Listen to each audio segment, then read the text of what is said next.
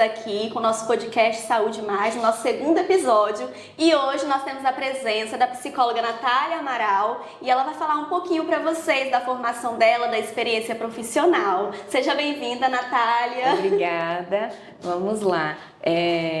Como a gente já disse, né? Meu nome é Natália, eu sou formada pela Universidade Federal do Espírito Santo.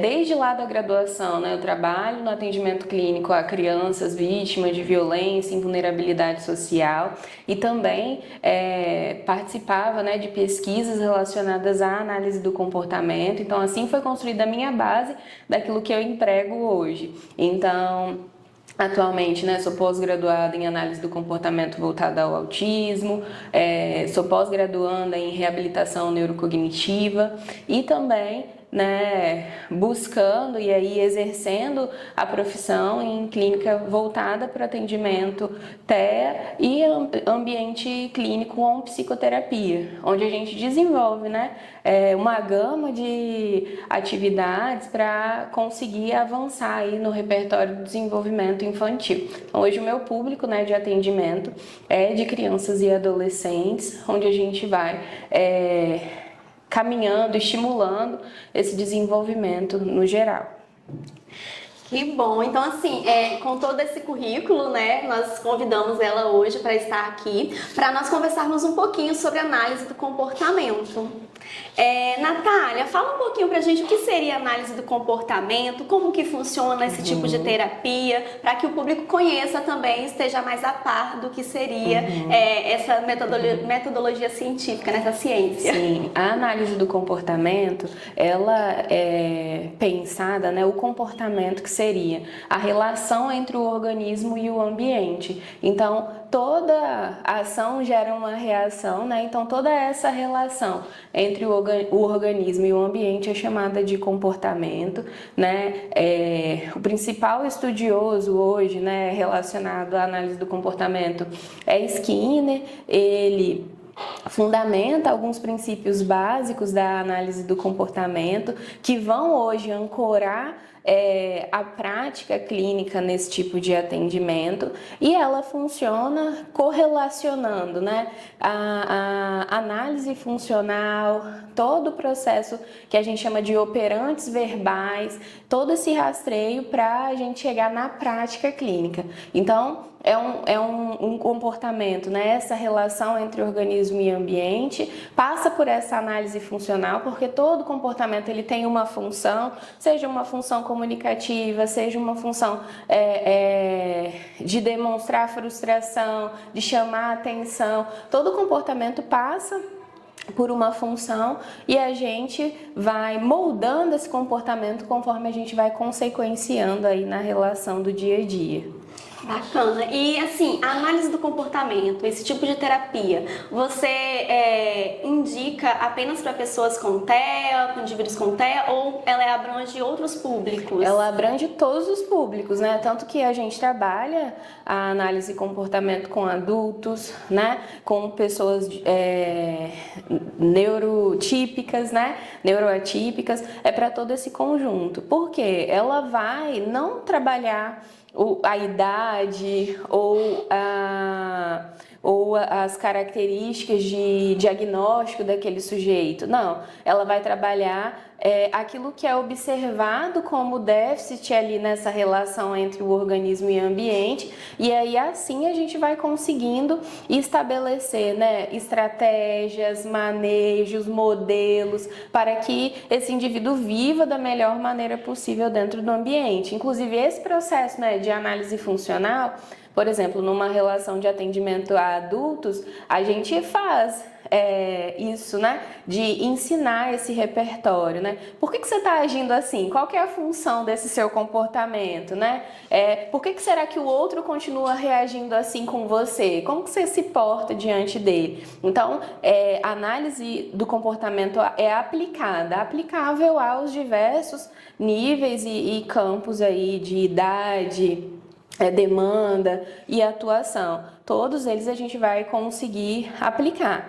E aí, ela é uma abordagem que é mais individual, né? Então, cada ser é único. Então, a partir da demanda que aquele indivíduo traz, um plano é elaborado para que ele seja, né, trabalhado, as suas demandas sejam sanadas. Então, assim, ela é aplicável, mas não é uma receita de bolo. Você chega lá, faz isso, faz aquilo, tá tudo certo, né? A gente precisa ter uma compreensão de qual que é a demanda, quais que são os déficits. Então a gente começa um processo de rastreio avaliativo, de descarte de outras hipóteses envolvidas, né? Ah, é só uma questão comportamental ou tem uma questão neurobiológica aí envolvida, né? Quando a gente lida aqui com as crianças dentro do espectro, por exemplo. Ah, é uma criança que rastreia muito, sobe e desce em todo lugar. É só uma fuga comportamental, está se comportando dessa forma para fugir daquela demanda, ou ele tem como comorbidade o TDAH, que faz com que o cérebro dele esteja mais desorganizado, digamos assim, né? Esteja mais agitado e busque um pouco mais e não dê conta disso. Então é todo um processo onde a gente vai rastrear, intervir, depois reavaliar para entender se a gente está atingindo os objetivos, né? Reformular o objetivo e replicar. Então a gente tem dentro da ciência ABA esse processo, né? De conseguir garantir que esse serviço está sendo efetivo para a vida daquele sujeito, porque senão não faz sentido a gente continuar esse processo de intervenção. Então é isso. Muito bacana, bem explicado, né? Inclusive, assim, é um processo terapêutico, como ela mesmo disse, que é bem direcionado e é direcionado a cada indivíduo, né? Não é uma coisa que se faz do nada, por dedução. Você me falou um pouquinho sobre, né, a função do comportamento, que todo comportamento ele tem uma função. E como que a gente, por exemplo, identifica essa função além do rastreio? Tem alguma outra forma? Tem exemplos de função de comportamento? Você falou aí, né? Para chamar atenção, para fugir da demanda, tem algumas outras? Que é essa análise funcional, né? Que é uma das bases aí para análise do comportamento. A gente chama de análise ABC, antecedente, resposta, né? O C é behavior e consequência. Então, a gente analisa qual que foi o antecedente, qual que foi o estímulo discriminativo para aquele comportamento acontecer. A resposta é o que vai se realizar e a consequência é aquilo que o meio proporciona. Então, por exemplo, fulaninho tá ocioso, daí ele começa a pegar os itens e jogar no chão, né? Tá sentadinho lá no sofá, ninguém tá dando atenção, os adultos estão conversando entre si, ele não tá... e ele tá ocioso, ele não tem repertório ainda para fazer outras coisas, para conversar, entrar naquela conversa, ou não tá interessado. Sim. Então ele começa a pegar os itens e jogar do sofá. Imediatamente vem um adulto, não pode fazer isso, né? Você vai estragar, vamos catar, então, né? Ele conseguiu a atenção que ele queria. Conseguiu a atenção que ele queria ali com aquele comportamento. Então, se a gente olha nessa análise ABC, qual que foi o antecedente? Ele está sem receber atenção, ele está sozinho, ele não tem um repertório, né? Óbvio que podem ter outras coisas encobertas aí, mas isso é o que a gente está conseguindo ter acesso nesse momento. Então, ele estava sem atenção. Como resposta, ele começou a reagir jogando os itens no chão. E aí, como consequência, veio alguém, interagiu com ele, né? Opa, então logo o organismo associa que é assim que eu faço para receber atenção, né? Então, todas as vezes eu vou realizar um comportamento similar. E se todas as vezes, né, ele passar por esse processo, não foi ensinado como chamar, né, de uma maneira funcional, porque, assim, o processo de ensino desse repertório, né, a gente fala muito sobre extinção de comportamento inadequado. O processo de extinção de um comportamento não envolve só não dar atenção. Ah, então ele está fazendo isso para chamar atenção, não vou nem olhar. E aí, a gente passa por um campo ético também, né? Se fulaninho tá jogando as coisas, mas o organismo ele vai até um pico comportamental para ver qual que é o limite. Aí, de repente, ele começa a se jogar. Aí é um perigo para a vida dele, né? A gente não vai permitir que isso ocorra. Então, o processo de extinção desse comportamento, ele vai se ancorar também no ensino de estratégias dessa criança aprender a chamar. Então, tô ocioso, ninguém tá me dando atenção. Mamãe, papai, né? Ir até lá próximo, se é uma criança não verbal, né? Tocar com o dedinho, chamar, sinalizar que ele quer essa atenção. Então, o comportamento, né? Ele pode ter função de atenção, de controle. Então, assim, às vezes aquela criança que você põe a coisa de um jeito, mas ele quer do jeitinho dele. Então, ali inicia um processo de frustração, né? De choro, às vezes, por estar frustrado e não querer fazer da forma do outro. Dentro do espectro, a gente tem uma característica muito grande de rigidez comportamental. Então, às vezes, eles têm estabelecidos, né, os modelos, as coisas como devem ser. E quando a gente pega na infância, eles não têm um comportamento verbal tão estruturado quanto de um adulto para conseguir explicar do porquê aquilo. Se é um adulto que não consegue parar para ouvir e entender o que aquela criança está querendo indicar, a gente acaba só levando aquilo como uma birra. Então, atenção, controle, né, para fugir de demandas, se esquivar de demandas, não tô querendo realizar, e aí começa a rodopiar, fazer outras coisas. Até mesmo chorar também. Até mesmo chorar, né? Ou o item tá em cima da mesa pra gente poder começar o trabalho, ele joga pro chão. É uma estratégia, né, de retirar ali o item do campo de visão e a atividade pelo menos prolongar o início. Então, tem diversas funções envolvidas, né? Isso pensando nesses aspectos na infância, mas a gente tem na vida adulta também todas essas características envolvidas, né? Geralmente, o organismo se comporta com o objetivo de ter ganho, se favorecer, né? Então, ele vai buscando aquilo que é interessante para ele. Então, assim, sempre que, vamos supor, a mãe ou a professora na escola dá uma consequência, igual você falou, né? Se toda vez ir lá e der atenção quando ele jogar o item, esse comportamento ele vai se instalar, né, na criança. Sim. E para que não se instale, tem que ensinar outras habilidades, pelo que você estava falando.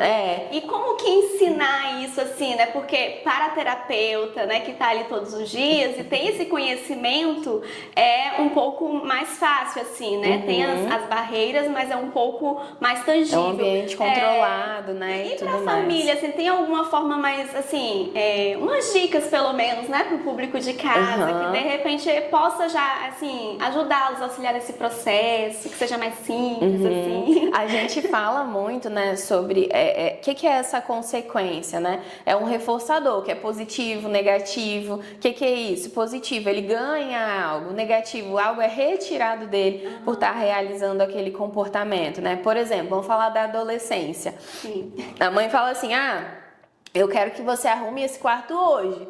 Chegou o final do dia, o quarto não tá arrumado. Ela vai dizer assim, sem videogame por uma semana. Reforço negativo, né? Sim. Retirou. O que a cabecinha desse adolescente vai pensar? Opa, próxima vez eu vou fazer, porque eu não quero ficar uma semana sem ter esse item que pra mim é tão legal.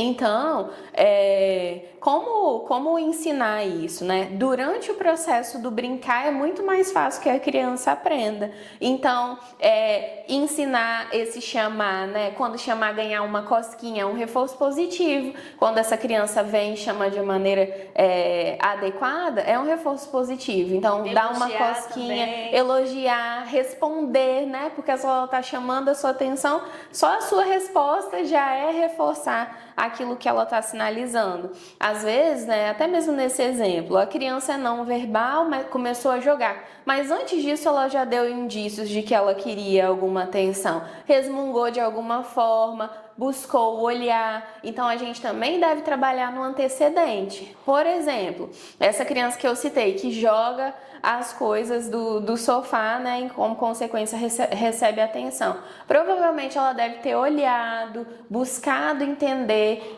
buscado um olhar ali que a amparasse, né? Então o ideal é estar atento, né? Se ele olhou, você quer minha atenção? Então me chama, dá um modelo, né? Chama a mamãe, para ver se ele chama e aí você pode ir até lá, já tá, né? Trabalhando essa habilidade. Isso aí, já tá ensinando para ele, né? A gente chama esse processo de modelação. Eu falo como ele deve repetir, eu dou modelo e ele repete, daí eu reforço, dou toda a atenção do mundo. Mas esses são aspectos, né, que são coisas que a gente precisa estar muito atento. E aí, bom, no ambiente domiciliar, às vezes tem outras demandas, né? E eu entendo, e eu sei que a infância é muito difícil, né? Porque a gente precisa estar atento mesmo para conseguir antecipar essas situações. E na escola, assim, o mais indicado é que essa criança tenha um acompanhante terapêutico, porque aquela pessoa vai estar ali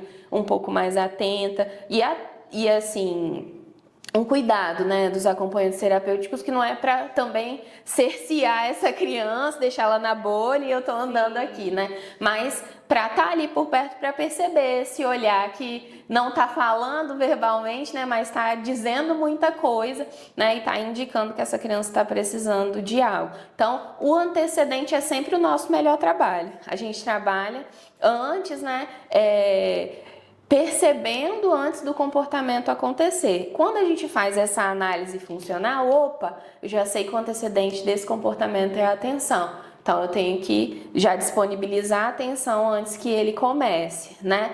E aí, porque aqui na consequência, a gente só vai conseguir trabalhar com reforço positivo e negativo. Tem, né, as famílias que inserem punição, né? Que é o bater, repreender, aquele falar, que é algo que, né, ninguém indica, nenhum profissional, né, nem na psicologia, nem na análise do comportamento, porque gera um comportamento que a gente chama de contra-controle, que às vezes essa criança não realiza isso com você, mas ele realiza 10 vezes pior com um outro, né? Eu tenho crianças mais velhas, assim, que de tanto os pais repreenderem, a mínima coisa que ela acha que fez errado, ela já omite. Então, foi você que fez isso? Não, não fui, mentir. Então, o mentir muitas vezes durante a infância vai surgir disso, de uma relação parental que é mais ríspida, que é punitiva, porque eu quero fugir de apanhar, né? Tenho certeza que ninguém se agrada com isso. Então, o problema desse cuidado, né, que trabalha na consequência, gerando punição, é isso, porque o indivíduo não fica sob o seu controle, ele fica sob o controle daquela punição. Então, o ideal é a gente trabalhar no antecedente, em situações de brincar e ensinar, como ele pode chamar a atenção, né? E estar atento ali, né, nesse processo de análise funcional para entender por que ele está se comportando dessa maneira em cada situação.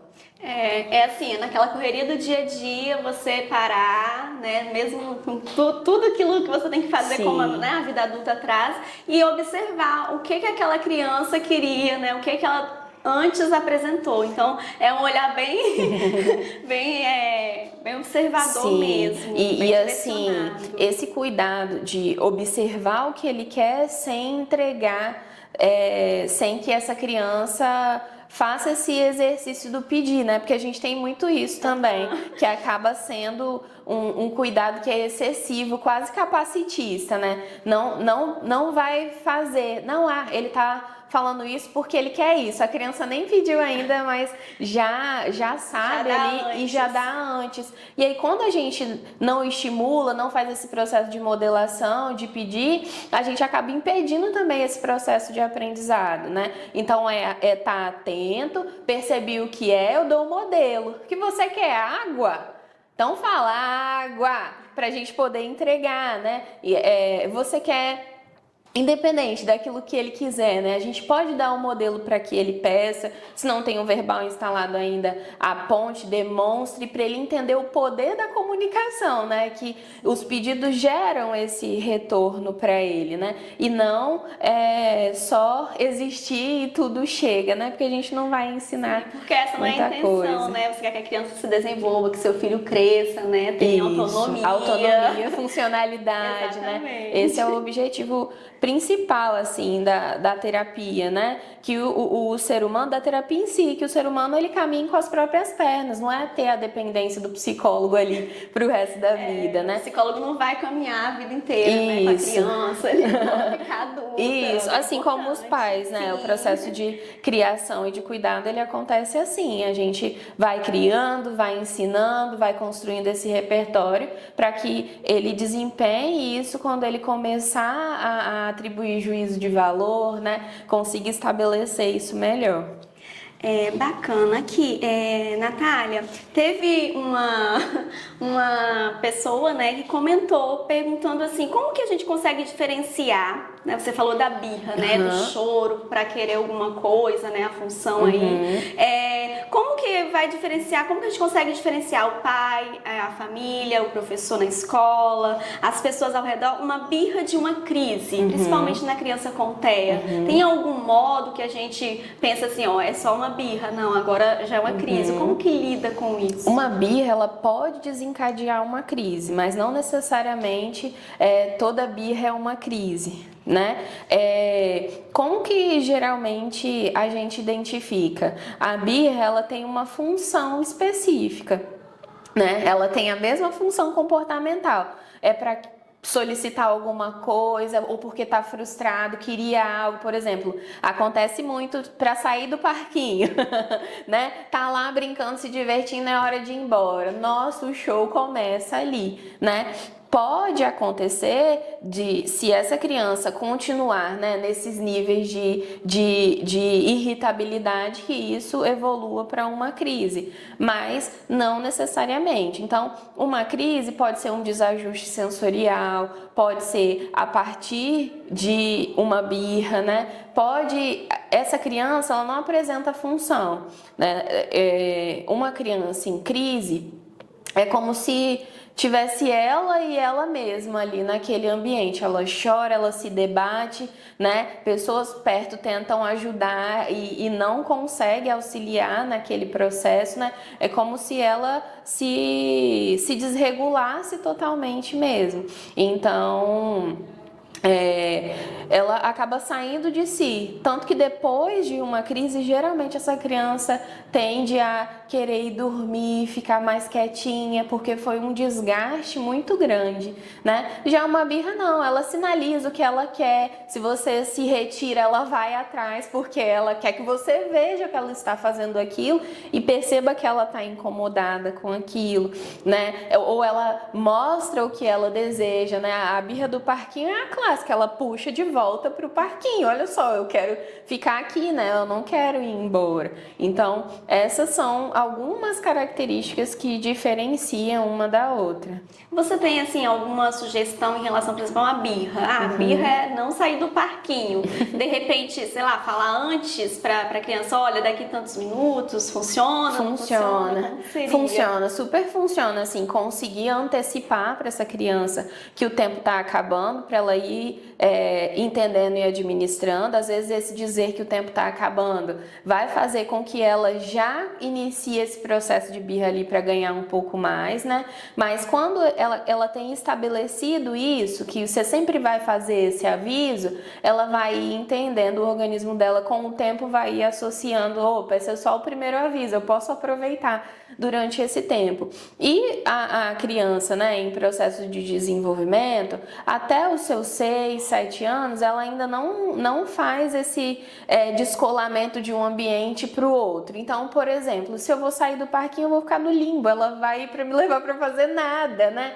Não tem nada de legal. Então, quando disser, já pode sinalizar assim, ó, a gente vai ir para casa brincar com o papai, ou a gente vai ir para casa comer comida tal que ele gosta, a gente vai para casa brincar com o brinquedo X, tomar um banho, fazer isso, aquilo, porque a gente já vai construindo na cabecinha dessa criança o que vem depois, vai ajudando ele a estabelecer isso melhor, né? Às vezes, algumas crianças precisam de dicas visuais mesmo, né? Que mostre fisicamente o que vai ser. Então, assim, a maioria das crianças tem os itens que tem maior apego dentro de casa, né? Tem maior interesse. Então, o aconselhável é ter sempre uma fotinha daquele item ali para poder demonstrar, ó, depois a gente vai para lá para brincar disso, né? Ou se é no finzinho da tarde, vai ir para casa lanchar, fazer alguma coisa que seja tão agradável quanto tá ali no parquinho. E a gente ir diminuindo a intensidade. Por exemplo, eu tô lá no parquinho, eu tô interagindo, eu tô estimulando ele, balançando super forte, desce, sobe, brinca, ri. E aí, poxa, tá muito legal. Aí do nada, nós vamos pra casa. Não faz sentido, né? É igual tá numa festa super te divertindo e alguém fala, vamos embora agora. Poxa, o que tá acontecendo? Né? Não faz sentido pra nossa cabeça. Sim. Mas a gente tem esse filtro social pra não se jogar no chão. E aí, elas ainda estão conseguindo. Exatamente. Né? Então, começar a diminuir o tão legal tá sendo essa brincadeira. Se eu tô balançando, eu já não vou balançar, já vou me colocar fora daquele ambiente, né? Já vou ficar só olhando ali. Se ela levou brinquedinhos, vai recolhendo eles e direcionando, né? Para que aqueles brinquedinhos já não fiquem tão disponíveis ali. Agora, se é uma criança que você já sabe que tem dificuldade de sair, aí você fala, vamos embora, mas primeiro tem que guardar o brinquedo. Opa, você começou a confusão ali, né? Então a gente tem que escolher as guerras que quer lutar.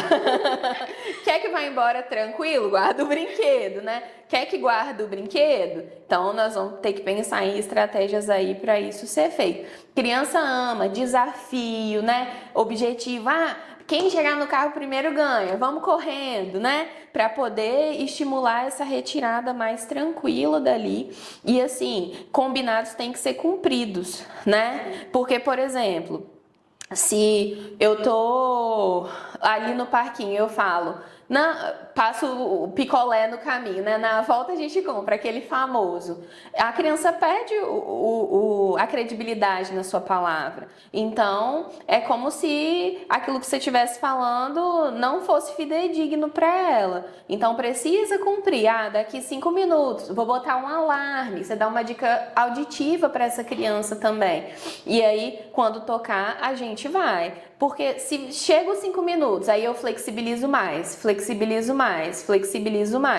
Opa, eu posso ganhar sempre mais. Então eu vou lá, vou tentando, só que aí uma hora chega no limite, né? Porque os adultos têm outros afazeres. E aí, quando você não conseguir flexibilizar mais, você vai frustrar muito, porque você já reforçou muitas vezes. Então, é melhor manter a palavra, por mais que fique com um dó, assim, né? Até que pelo menos esse comportamento esteja instaurado, sem que essa criança crie essa confusão para sair do parque. É melhor manter essa palavra, o alarme aconteceu, nós vamos, né?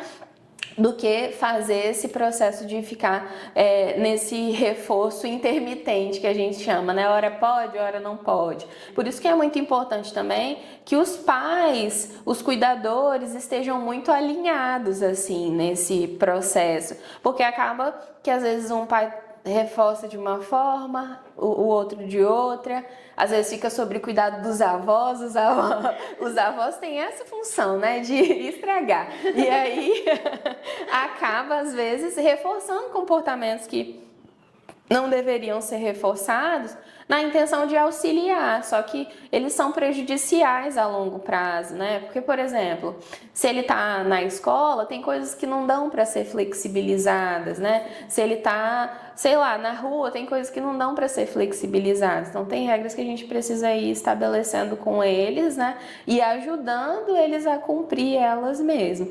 E perceber, isso que eu tô dando como demanda, ele está entendendo o que eu estou falando, né? Ele está conseguindo compreender isso que eu estou trazendo, está ficando claro ou está ainda confuso? Ele não entende o que eu estou passando para ele como demanda ou como regra ou como habilidade, né? Porque a gente precisa entender se ele tem essa compreensão também. Dicas valiosas, né, para quem perguntou aí. E eu acho que até para quem não perguntou, né, porque é importante a gente saber lidar com as crianças, com os filhos no dia a dia, em diferentes ambientes também, estabelecer, né, estratégias, combinados, para que nossas crianças sigam, né, se sintam seguras até mesmo e também se desenvolvam, né, a cada dia com suas habilidades aí, cada vez mais potencializadas. Outra pergunta, já que você é psicóloga, né? A respeito do brincar funcional, né? De ensinar a brincar, que você falou que não é de brincadeira, né? Pode se ensinar as habilidades, ensinando, instalando alguns comportamentos.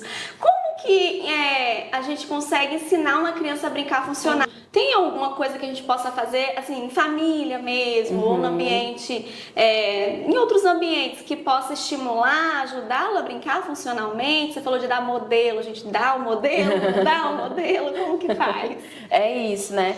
O nosso modelo é muito útil para todas as crianças, né? Aquilo que a gente faz enquanto adulto, ela vai pegar como uma habilidade ali, né? Um repertório que é dela. Então, criança é assim, esponjinha, né? Olha e reproduz até aquilo que a gente faz de errado. Então, o processo do brincar é justamente esse, de conseguir iniciar a brincadeira com essa criança, mostrar como funciona. Então, tá com hiperfoco lá na roda, né? Mas pegar e mostrar que é assim que se brinca, fazer o som, porque aí atrai mais ainda, né? São dois estímulos, o visual e o auditivo que você está fazendo ali. Então, tá atento dessa forma, inserir brincadeiras que sejam divertidas para a criança. Às vezes a gente quer ensinar, né, com coisas que são divertidas para nós. Eu tenho um pacientinho que ele é mais gordinho assim, e aí eu gosto muito de atividade motora e outras crianças também gostam muito. Com as outras crianças funciona brincar de ping-pong. Com ele não foi muito a praia. Então assim, eu propus, a gente foi, mas eu percebi que ele não se engajou. Então, aquele brincar não era um brincar bacana para ele. Então, começar descobrindo o que essa criança gosta, né? Quais são os itens de preferência dela, e aí a gente vai aproximando os que a gente quer que ela aprenda nesse processo também. Então, assim, sempre que eu vou brincar com ele de ping-pong, por exemplo, eu já deixo ali que a gente começa com uma que é dele, depois vamos para uma que é brincadeira minha, e depois a gente volta para uma que é dele, para ele entender que ele vai ir tolerando esse processo e vai dar certo assim. Então, como ensinar a brincar, né? Para as crianças menores e maiores, brincando junto, dando o modelo, né? Fazendo para que ele veja como funciona, né? E rastreando. O que é que tira o sorriso dessa criança quando ela está fazendo? Opa, provavelmente esse é um item muito interessante para eu continuar o processo de estimulação. Tô fazendo, não tá dando nem ligança. Acho que ele não vai ter tanto peso assim, né? Para motivação do continuar brincando, do continuar sendo estimulado. Então, acho que passa muito por isso, por esse campo também, da motivação, né? O quão motivada aquela criança está. Por exemplo, eu quero ensinar ela a brincar de carrinho, mas eu tô com a TV da sala ligada em Peppa Pig, que é um desenho que a criança ama. Ele não vai nem olhar você passando com um carrinho ali. Tá competindo com o carrinho que ele mais gosta. Isso. Então não vai funcionar. Então a gente precisa preparar esse ambiente, né, de uma maneira que não tenham outros distratores, que essa criança perceba que você vai estar ali junto com ela. Então começa com o que a gente chama de reforço social, com uma cosquinha, com um beijo, né, com uma brincadeira que seja mais física, traz ela para perto e daí você continua. E aí ele gosta muito desse reforço social, dessa cosquinha e das coisas. Então, fez o movimento, a gente faz uma cosquinha, reforça. E aí essa criança vai ir associando, né, que esse brincar funcional é divertido, se torna uma lembrança, uma correlação direta ali com a cosquinha que você deu, né? E no decorrer do tempo isso vai ser instalado como uma habilidade alcançada aí dentro desse processo. Mas assim, antes de chegar nesse nível de imitar, de fazer outras coisas, a gente tem que perceber se essa criança faz contato visual para ver o que você está fazendo, né? Se ele consegue permanecer sentadinho para poder estar ali nesse processo de interação, né? Se ele entende os comandos que você está dando, né? Senta aí, vamos brincar, porque isso também faz parte desse processo de preparatório para o brincar. Então, é todo um conjunto, né, nesse processo do brincar, que às vezes a gente faz de uma maneira tão fluida que não parece que é tanto processo. E para as crianças que ainda estão aprendendo, a gente precisa fracionar, fazer etapas menorzinhas, porque é um processo complexo, né, para quem está aprendendo, para quem está em um processo de desenvolvimento atípico, né, aquilo não é um item de interesse, então tem que ir fracionando, poucos minutos realizando, depois volta, né? A gente começa geralmente nos treininhos com 1 minutinho de atividade envolvendo algum brincar funcional que essa criança nunca realizou. Então é 1 minutinho da atividade dele, 1 minutinho recebendo um reforço, né? E assim a gente vai mesclando para conseguir ir aumentando esse tempo de estratégia do brincar, né? E das atividades. E o brincar é muito importante, porque é onde a gente tem comunicação, onde a gente tem interação, né? Onde a gente demonstra para o outro que, para essa criança, né? Que é muito importante essa relação social, né? A gente tem como um dos critérios diagnósticos dentro do espectro a dificuldade social, né? Essa interação social como uma dificuldade. A gente tem hoje estudos já correlacionando ansiedade e depressão na adolescência e na vida adulta de pessoas no espectro por esse retraimento social, né? Então, lá na infância que a gente tem que começar mostrando que isso é legal, que isso é importante.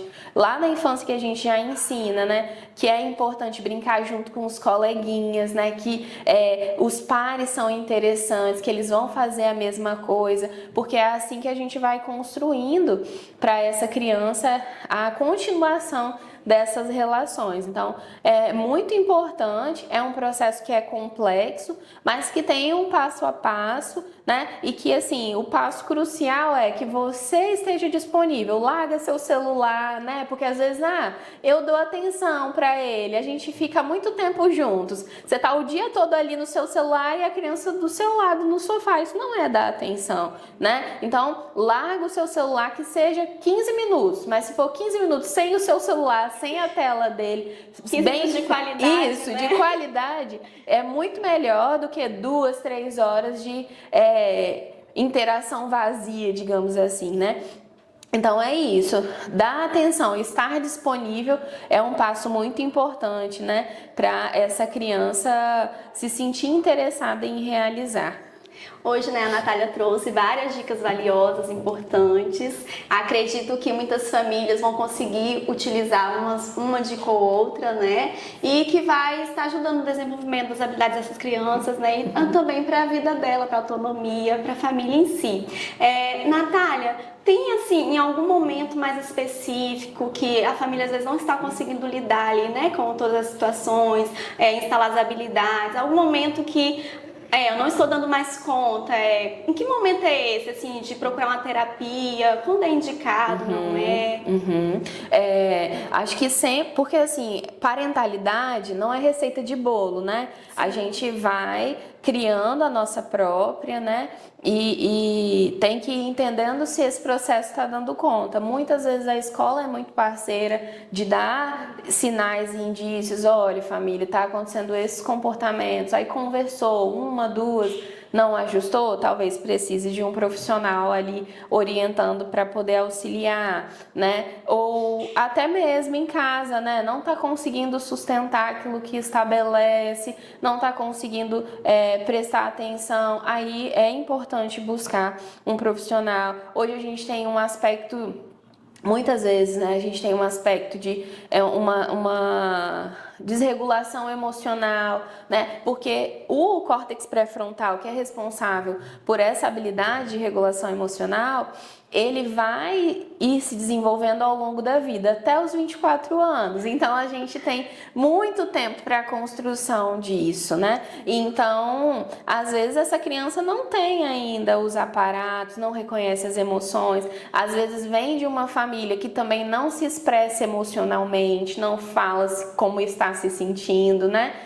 E isso vai fazendo com que essa criança também não consiga se expressar.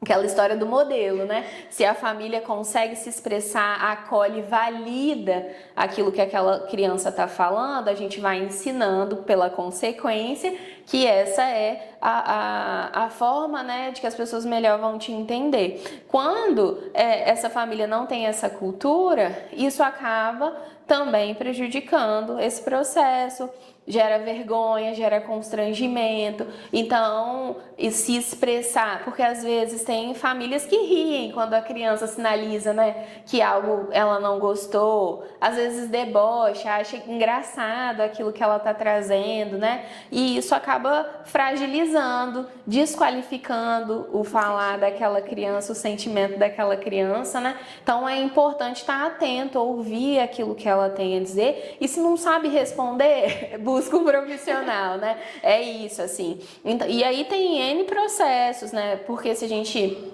na psicoterapia acha que é algo neurobiológico, tem alguma outra questão envolvida, a gente vai sugerir uma avaliação neuropsicológica que é mais estruturada, né?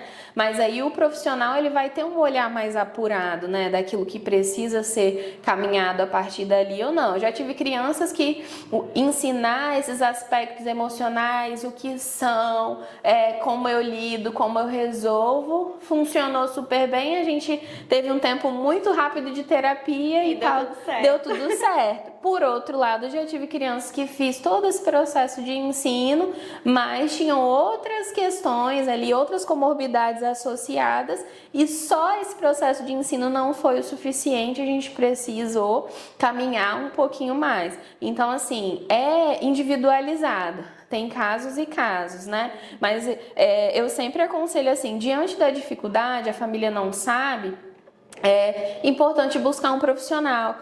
Eu não quero levar para terapia, a gente tem muitos estigmas ainda hoje, né? Faz uma orientação parental você, né?